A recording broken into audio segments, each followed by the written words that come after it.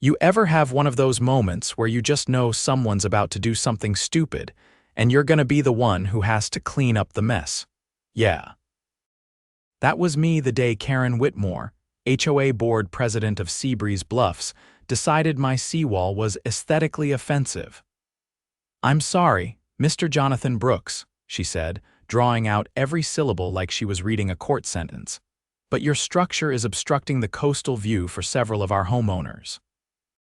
It violates Article 12, Section 3, Visual Harmony and Oceanfront Uniformity." I blinked at her, stunned. "It's a seawall, Karren. It's been here since '87. It's the only reason my property hasn't turned into beachfront soup." She pursed her lips, clipboard hugged to her chest like a life raft. "We voted.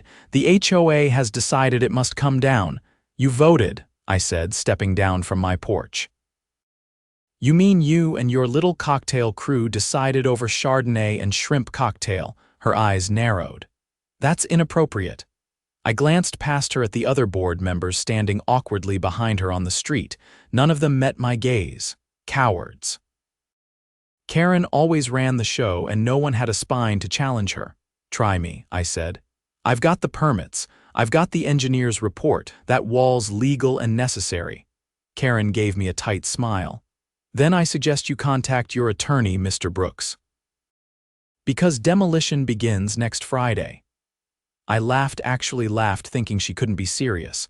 But sure enough, 7 days later, a crew showed up. Without warning. Without so much as a knock, they began tearing into the concrete with jackhammers and a backhoe while I was at work. By the time I got home, half of it was already gone. "What the hell are you doing?" I shouted, running down the hill to the back of my property. "This is private property. You're trespassing." The foreman, a guy who clearly didn't want to be there, just shrugged. "HOA said it was their jurisdiction, sent us the work order and everything." I grabbed my phone and started taking video. "You touch 1 more inch of that wall and you'll be liable. That's a retaining structure. You damage my foundation and I'll bury you in lawsuits." They packed up fast, muttering apologies. But the damage was done. More than half the wall was gone, exposing the soft bluff underneath. Karren strutted over later that evening, wearing a smug grin and a wide-brimmed sun hat like she was headed to a yacht party. "See, doesn't that look better already?" she said, motioning to the open view. "This is a premium neighborhood, Johnathan. Our property values depend on views like this. You just compromised the entire stability of this slope," I said, pointing at the raw earth now exposed to the tide. "You're going to regret this." She waved me off. "Oh, please, don't be dramatic. It's not like the ocean's coming for us. Funny thing about the sea, it doesn't care about HOA votes, and it sure as hell doesn't care about sun hats." I didn't sleep much that night. The wind came in hard off the water, howling through the gaps where the seawall used to be. My bedroom windows rattled like they were remembering storms past. I stood out on my deck until nearly midnight, watching the tide creep closer. Every swell clawed at the exposed earth below like it knew something I didn't. The next morning, I was already on the phone with the city's coastal engineering division before the sun climbed over the bluff. I sent over the footage I'd taken. They didn't sound thrilled. By noon, a city inspector named Morales arrived in a battered white truck. He had a clipboard, a laser rangefinder, and a look on his face like someone had told him he was standing on a time bomb. "This wall was a load-bearing structure," Morales said after walking the property line. "You remove something like that without a replacement plan in place, you're asking for slope failure." "They didn't just remove it," I said. "They did it without any geotechnical review, no permits, no soil reinforcement." He gave me a long look. "That's not just reckless. That's criminal negligence." I followed him as he crouched near the edge of the bluff. His laser pinged off the ground, measuring erosion depth. He frowned and adjusted his reading. "Only took 24 hours for the bluff to start receding," he muttered. "I'll be filing an emergency report with the city. If that slope slips, it won't stop with your property." "Because downhill," I said, pointing, "is the Whitmore estate." He paused. "The HOA president? Yeah, I said. Her infinity pool's about 20 feet from where the drop-off starts. He didn't say anything to that, just started scribbling like his life depended on it. 2 days later, I got the call. A geotechnical team had been dispatched. The city had opened an investigation into unpermitted construction and unauthorized demolition on private land. A cease and desist had gone out to the HOA. I thought that would be the end of it, or at least a pause. It wasn't. Instead of backing off, Karren doubled down. I came home Thursday evening to find a glossy flyer stuffed in every mailbox on the street. Bold red letters screamed about Mr. Brooks' non-compliant structures and obstruction of community progress. It was a smear campaign, complete with a low-angle photo of my property that made it look like I was hoarding sandbags and hurricane shutters. I knocked on my neighbor Leo's door across the street. He worked third shift at the shipyard and didn't have time for drama. He held up the flyer before I could say anything. "She's losing it," he said. Tried to get me to sign some petition about reclaiming HOA authority. I told her I'd rather sign a disconnection notice. "She still think this is about the view. She's pushing some nonsense about environmental beautification now," he said. Says she's working with a landscape architect to reimagine the bluff line. I stared at him. "She's trying to build something. Sounds like an amphitheater," he said, but I stopped listening after she said coastal harmony. That night, I installed 3 motion-triggered cameras facing the bluff. The next morning, I checked the footage. Around 2 a.m., 2 men with flashlights had crept across the rear property line and staked a series of short plastic flags into the soil. I zoomed in on the van they arrived in.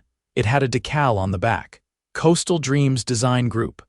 I ran the name through the state contractor database. They were unlicensed. The next call I made was to my attorney, Marlene Ortiz. She wasn't just sharp, she'd cut her teeth prosecuting environmental violations for the state before going private. I didn't have to explain much. "They're trespassing, they're tampering with a known hazardous slope, and they're impersonating licensed contractors," she said after reviewing the video. "We're going to file for an injunction, and we're pressing charges." That was Friday. Saturday morning, the bluff gave out. I was pouring coffee when the deck shuttered. I ran outside and saw at the slope where the seawall had been collapsed in a V-shaped scar, raw earth sloughing off into the surf. The erosion had undercut the nearby drainage pipe, which snapped like a twig, water blasting out of it like a fire hose. And just beyond that, Karren's backyard was tilting, her glass railing buckled. One corner of the infinity pool cracked, spilling a slick of chlorinated water down the hill. By the time emergency services arrived, her entire lower patio had broken off and crashed into what used to be my retaining wall. She came running down the street barefoot, robe flapping, phone in one hand. She didn't even look at me. "They said it was stable," she shouted at a fireman. "They said the slope was fine." The fireman didn't answer. He was too busy directing the crew around a sinkhole that had opened near the sidewalk. City engineers cordoned off the entire bluff that afternoon. 6 homes were red-tagged, including Karren's. No one was allowed back inside until a full geotechnical assessment could be completed. The local news ran a story that night. "Luxury homes at risk after HOA removes protective seawall." Footage showed the jagged cliffside, broken decks dangling like snapped limbs. My video of the demolition crew made the cut, along with the time-stamped footage of the mystery landscapers. The city press office confirmed the HOA had not filed any permits for demolition or landscaping. Investigations were underway. Civil penalties were likely. Criminal charges were possible. I didn't celebrate. Not yet. Because the next day, I got a letter from the HOA's attorney and attempt to shift blame. They claimed I had neglected to disclose critical structural dependencies when I purchased the property, and that I was complicit in the misrepresentation of shared infrastructure. I brought the letter to Marlene. "They're trying to say the wall was a shared asset," she said, eyes scanning the text. "That's laughable. Your property deeds are crystal clear, the wall was yours and you maintained it. This is a bluff, they're hoping you'll settle out of court. I didn't. Instead, we filed a lawsuit. Private property trespass, unlawful demolition, endangerment, fraudulent misrepresentation. And because the HOA had used community funds to pay for the demolition, misappropriation of member dues, but the real nail came from the insurance companies. Adjusters reviewing the damage to the red-tagged homes found that no risk assessments had been filed, no slope stability reports, no engineering sign-off. And since the HOA had ordered the work, the liability fell squarely on them, premiums skyrocketed, claims were denied. And suddenly, the board members who'd stood behind Karren that day on the street weren't so loyal anymore. One by one, they resigned. By the end of the week, Karren was the only one left, and she was facing a subpoena. The subpoena landed like a hammer. Karren Whitmore stood on her driveway as it was delivered by a county official in a windbreaker and mirrored sunglasses. The look she gave him wasn't indignation, it was disbelief. Like she couldn't comprehend that someone in her position could be touched by something as mundane as legal process. I watched from my porch across the street, arms crossed. She didn't look up. By the following Tuesday, the city council held an emergency hearing downtown. The chamber was packed reporters, homeowners, engineers, even some real estate investors who'd caught wind of the growing disaster.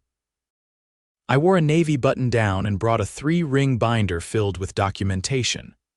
Marlene walked beside me, calm and methodical, carrying her own stack of exhibits. Karren arrived 20 minutes late, dressed in a cream blouse and dark slacks, flanked by a new attorney I hadn't seen before. He looked too young to shave and too nervous to sleep. The hearing opened with testimony from the city's geotechnical analyst, a soft-spoken man named Doyle who spoke like he'd rather be back in the field. When the seawall was removed, Doyle said, the bluff's load-bearing integrity was compromised within 48 hours. The soil composition in that region is highly susceptible to erosion. It wasn't a matter of if the slope would collapse, it was when. Councilwoman Nadeem leaned forward.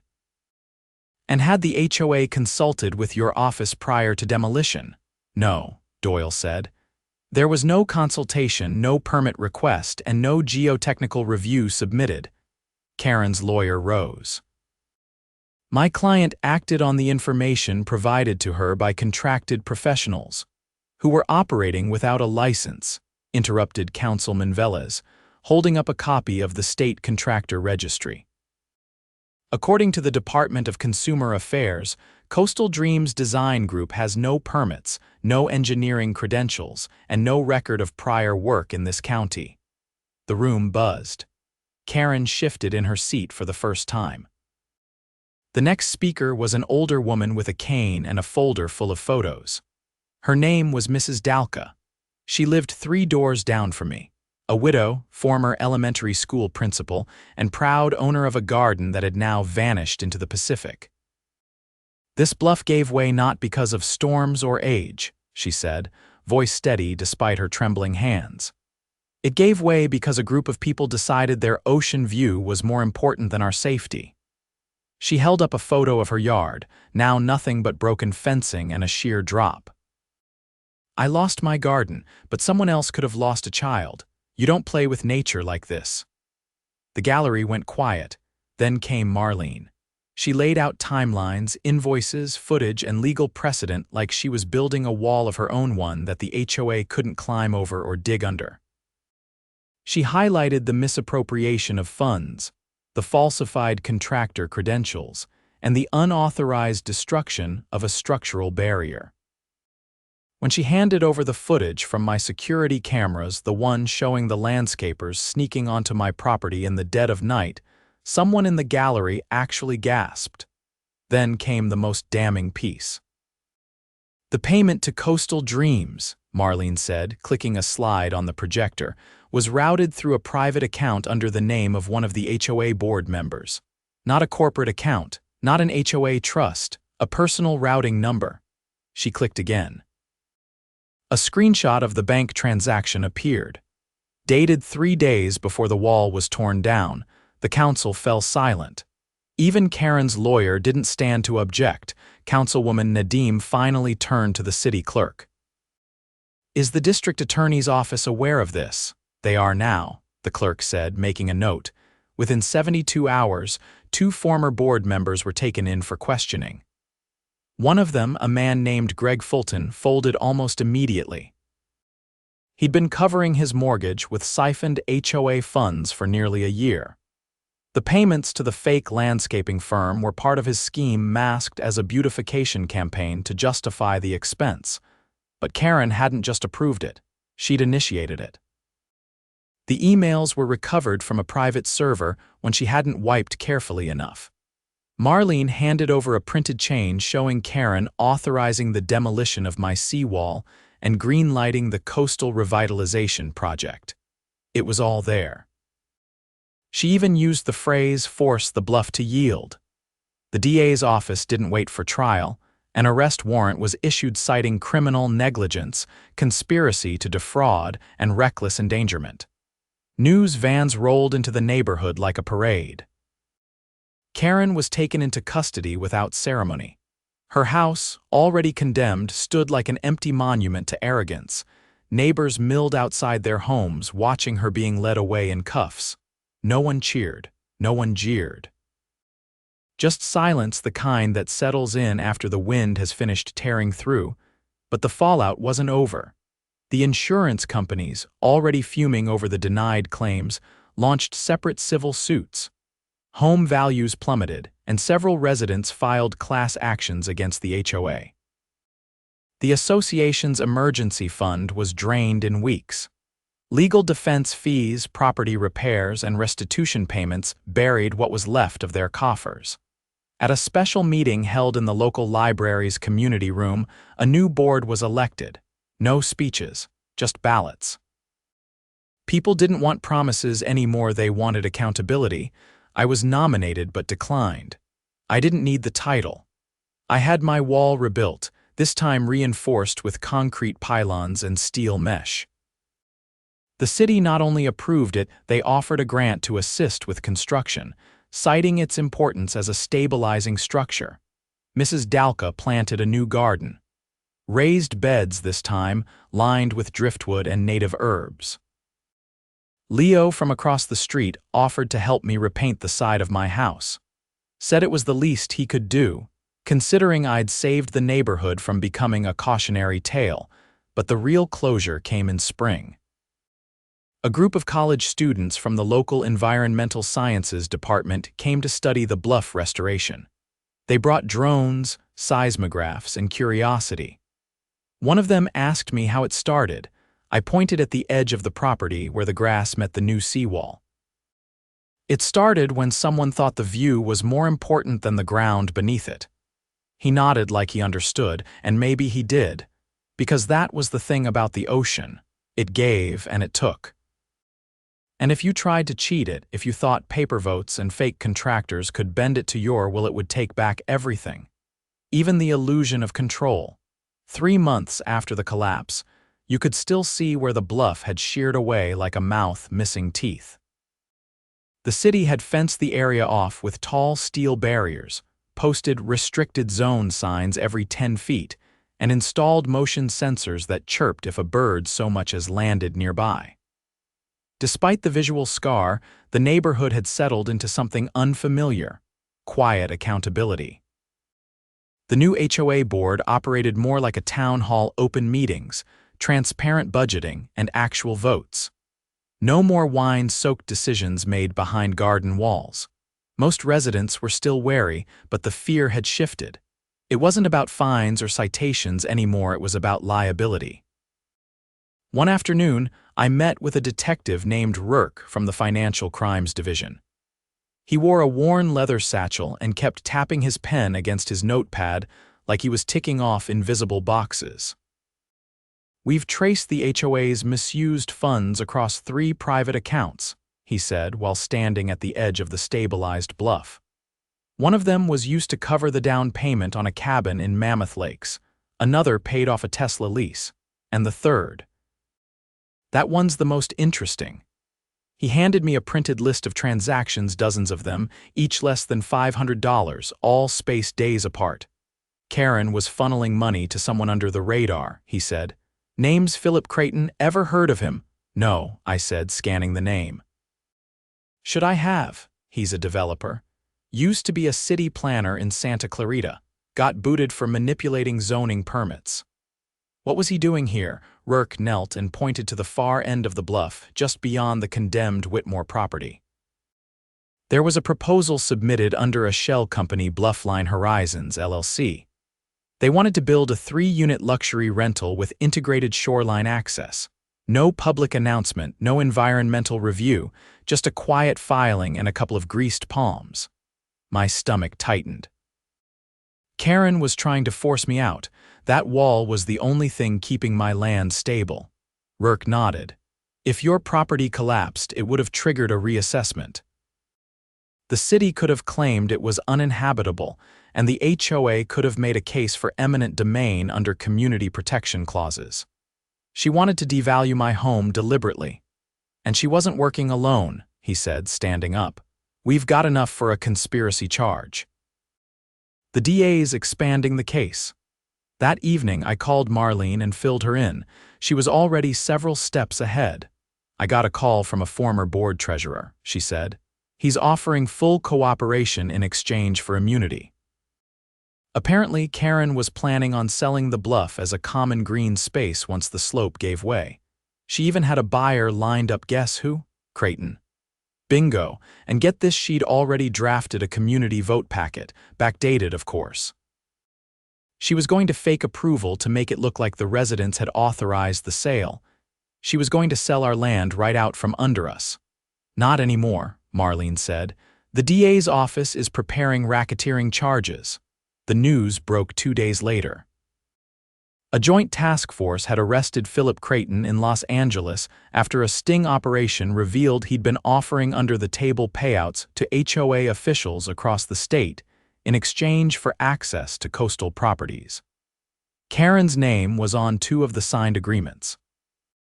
She was charged with conspiracy to commit fraud, misuse of public funds, unlawful demolition, and attempted real estate fraud. The racketeering charge came with it, slapping on a potential 20-year sentence. The trial was swift. Her attorney tried to argue diminished capacity due to stress, but the evidence spoke loud enough to drown him out. Emails, bank records, the signed agreements with Creighton, and the drone footage of her newly planned community wellness pavilion that just so happened to overlap my property line. I testified on the 3rd day. Karren didn't care about the view, I said calmly, pointing to the photos of the collapsed bluff. She cared about the sale. My seawall was an obstacle, so she removed it without cause, without consent, and without a plan. And now, half this neighborhood is uninhabitable because of it. The jury took less than 4 hours, guilty on all counts. She was sentenced to 14 years with no chance of parole for at least 10. The courtroom was packed with homeowners from the neighborhood. No one clapped, no one cried. It was a quiet kind of justice, the kind that comes after a storm flattens a house, and you walk away grateful to still be standing. With Karren gone and the old board dissolved, the neighborhood began to rebuild, not just structurally, but socially. People who hadn't spoken in years started working together. We organized a bluff restoration committee, partnered with the university's environmental program, and secured state funding for native planting and erosion control. The new seawall held firm, reinforced and re-engineered with enough redundancy to withstand a decade of storms. Mrs. Dalka's garden bloomed again, this time with a bench facing the water, donated by the community in memory of resilience. Leo and I installed solar lights along the restored pathway behind our homes. It wasn't about views anymore. It was about stewardship. The property values stabilized within 6 months. New buyers came in, drawn not by the ocean, but by the story of how the neighborhood stood up to corruption and won. The bluff became a case study in urban planning classes. The city passed new ordinances requiring HOA decisions involving infrastructure to pass independent engineering reviews. Marlene went on to consult for other neighborhoods dealing with HOA overreach. Last I heard, she was helping draft legislation for statewide HOA reform. As for me, I stayed. I kept my home, kept the bluff, kept the seawall. Every now and then, I walk to the edge and look out at the horizon not for what I might lose, but for what we managed to keep. And when the waves come crashing in, as they always do, they hit a wall that's stronger than the one before. Built not just of concrete and steel this time, but of evidence, consequence, and a neighborhood that finally remembered who it belonged to.